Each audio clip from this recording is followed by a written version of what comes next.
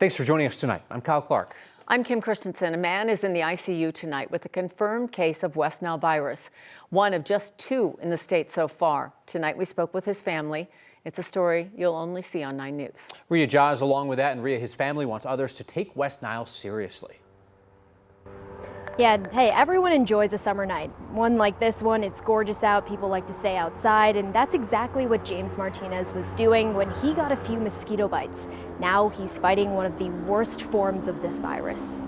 And I thought, that's weird. He had a bunch of little bites. It started with something so small. It's kind of shocking, and when I first came to the hospital to see him, I was like, I can't believe this is my brother. James Martinez is now at North Suburban Medical Center. His wife, Victoria, Here, you hold it, Tony, because I'm shaking. and his brother, Tony, say it's hard seeing him like This this. happened when we had a barbecue for our anniversary. I didn't want anyone to get bit, and I had the citronella candles, but that wasn't enough. He started feeling ill like immediately, and then it slowly progressed into him coming here. The mosquito bites James got more than 2 weeks ago have now put him in the ICU. Want everybody to see it. His test came back positive for West Nile virus. He's one of 2 in the state. One of the 2 cases that we had in Adams County had the more severe forms of the disease. Bernadette Albanese is the medical director at the Adams County Health Department. She says a severe case like James's is rare, but unpredictable. There is no treatment to treat the infection or cure the infection. And you can't predict for yourself that you will be a lucky one or an unlucky one. It could be life-threatening. So this is a mosquito disease that we take very seriously. James's family says his fever spiked to 108 this week, which put him on a breathing tube. He's now breathing on his own again, but still isn't fully conscious. He was following commands today. He gave him a thumbs up. He's in there somewhere. They're clinging on to those small signs of progress, hoping their story is a wake-up call for others. That something so minute could be so devastating to a family, you know, to a person. Our whole lives have changed just overnight. Like they said, it's crazy how something so common and so frequent, you know, I have about 10 mosquito bites on me right now that could potentially change your life. And experts did say that about 80% of people do have West Nile virus, but they don't experience symptoms, so that might be a reason why. They also said that 1 in 150 people do experience those severe symptoms, so it only takes that one. Reporting live in Denver, Rhea Cha, 9 News. Health experts say it's unusual to see West Nile cases this early in the season. Typically, they don't show up until August. Already, the virus has been detected in mosquitoes in cities like Longmont and Fort Collins. Both cities have crews spraying neighborhoods there tonight. Experts say the best protection, of course, is prevention. We have all the information in this article on 9news.com.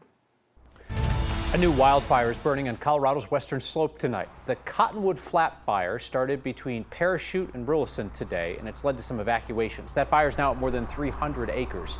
Stretch of I-70 and Highway 6 are closed as firefighters work to get containment. They're not yet talking about how it may have started. As resources are spread across multiple fires on the western slope, people are helping firefighters protect their own neighborhoods. 9 News reporter Mark Salinger takes us to Montrose. The number of firefighters battling this fire here in the national park has grown to more than 450 today.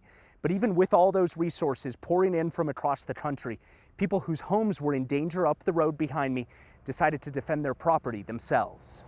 We're adjacent to the BLM and almost adjacent to the national park. As Reese Lovell looks at where the fire has burned, he remembers back to when it first started. And I was actually the one at 3:30 in the morning that called that in. The storm in the middle of the night a week ago woke him up.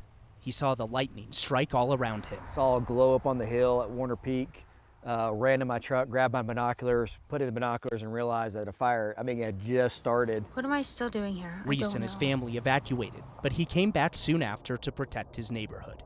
He just happens to be a part owner of a fire mitigation company that has all the tools needed to help firefighters. Over the weekend, we put over 2.5 miles of fire breaks ranging from 30 feet wide to 130 feet wide.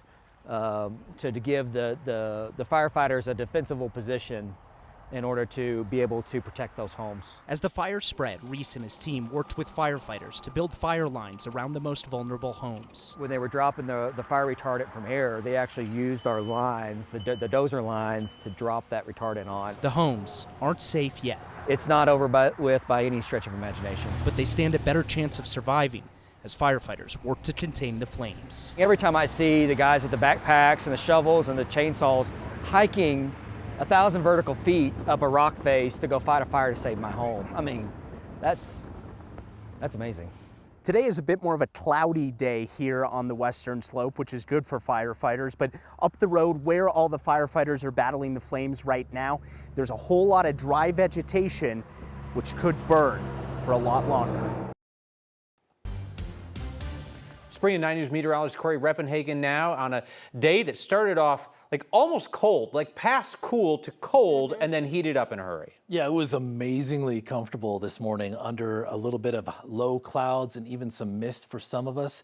Stayed in the 60s almost all the way till noon, and then we went up 20 degrees in about 4 hours. So we actually made it up to about 90 degrees. Amazing night in downtown Denver tonight, 76 degrees at the studios, 71 at DIA. Not too much action across the state of Colorado as far as precipitation. There's a few gusty storms in the area headed towards the I-70 Garfield County area, where we are probably watching for hot spots tonight, and some storms rolling through the higher elevated San Juans. Here's the high temperatures reported across the area today. We made it to 90 in Denver, but a good 11 degrees or so difference between the other areas that did keep that cloud cover a little bit longer. 91 in Grand Junction. It was 89 in Rifle, not too far from that fire. Here's the weekend forecast in Denver. We're going to be up there with some high heat in the 90s all 3 days. Afternoon thunderstorms will be there all 3 days. A little bit less, pretty isolated Saturday and Sunday, so less of a chance. But tomorrow we've got a pretty decent chance to see some storms roll through the area. I'll talk about the severity and coverage of those coming up in the full forecast. Protesters have blocked roads around the state capitol again tonight. They were marching up and down Broadway to and from the Capitol building. It was part of a nationwide protest against President Trump's immigration crackdown and health care cuts. As of now, we haven't heard of any arrests or damage as a result of this protest. Testifying through tears, one of Angela Craig's daughters told jurors this afternoon that she showed no signs of depression in the months before her death. Angela's husband is on trial for her murder, and his lawyers suggested her death was a suicide. Prosecutors claim that James Craig, a former dentist from Aurora, poisoned his wife over several days in March of 2023. Today, two of Craig's daughters provided emotional testimony. One described her mother as very happy and very active in her final months. She also said that Angela Craig and her were planning to renovate an old home one day. The woman, who we are not identifying, also said that after her mother died, her father said he hoped there would not be an autopsy. Testimony resumes at 8:30 tomorrow morning. The city of Denver will start laying off employees next month as it faces a $250 million budget shortfall over 2 years. Today marks the halfway mark of Mayor Johnston's first term. I asked him repeatedly how much of Denver's budget pain should be borne by city employees through layoffs versus other ways to cut costs. How much of the $250 million do you think you will be able to make up through the layoffs that the city is planning? So I'm sitting down with every single one of our 27 cabinet heads and saying, what does your department do that is the most core public service we can't step back on? And what are the other things we do that might have been nice to have in big growth years but don't have to have now? And how can we adjust those services so we can deliver government that works better but that costs less? But what's the number? Because here's my question. How much of the fix is going to fall on the backs of city employees? Yeah, so right now we won't know the final number until we have all 27 budgets balanced. I'll ask you one last time because I know people really care about this. What feels like a fair ratio? Because obviously people expenses cost a lot of money, right? It costs a lot of money to have people to deliver the services. If that's 80% of your costs, roughly what percentage do you think that needs to be in terms of your savings? I want it to be far less than 80% of our savings. I think we want to vastly overrepresent services and supplies cuts rather than people. And so it will be a far lower percentage of the cuts than it is of the budget. Covered a lot of topics in my full unedited 20-plus minute conversation with the mayor, and you can find that in full on 9news.com and on the Next YouTube channel. Wolves reintroduced in Colorado are successfully breeding. Today, CPW confirmed there are 3 new packs. This trail camera video shows the pups from the new King Mountain Pack in Routt County. The other 2 new packs are in Rio Blanco and Jackson counties. Those are in addition to the first known one, the Copper Creek Pack in the Cooper Copper Creek Pack in Pitkin County. We've known that for since last year because those wolves have repeatedly attacked livestock. CPW put one of them down, hoping to discourage that behavior.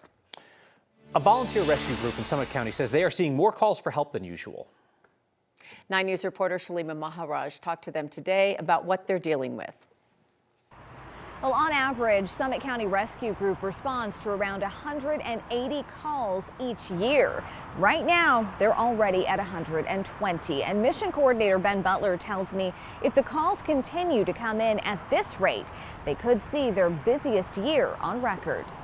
We live in a beautiful place. It's one of the reasons Ben Butler moved here from the East Coast. People are out every single day, every single night. But as much as Ben is savoring summer in the mountains, he's also been busier than usual. We've been stressed a little bit here and there. Ben has been with Summit County Rescue Group for the last 16 years. It's a volunteer rescue organization that operates 24/7. It's not unusual for us now to have 2 calls in a day, to have 3 calls in a day. Sometimes to get 4 calls in a day. In 2021, they responded to 221 calls for help, a record year. So far this year, they've already had 120 calls. We could see a record-breaking year. It could be a 2-hour hike, it could be a 30-minute hike, it could be a 9-hour hike. We see the gamut there. And Ben says it's not just beginner hikers getting stuck. Experts can run into trouble too. Hikers can get themselves into trouble. Take baby steps. Don't necessarily jump in. Take the biggest bite that you can right off the bat. Ben just wants people to be safe on the mountain so we can all enjoy the beauty. People are out every single day, every single night. There's always somebody at a trailhead, which it's awesome. In Summit County, Shalima Maharaj, 9 News.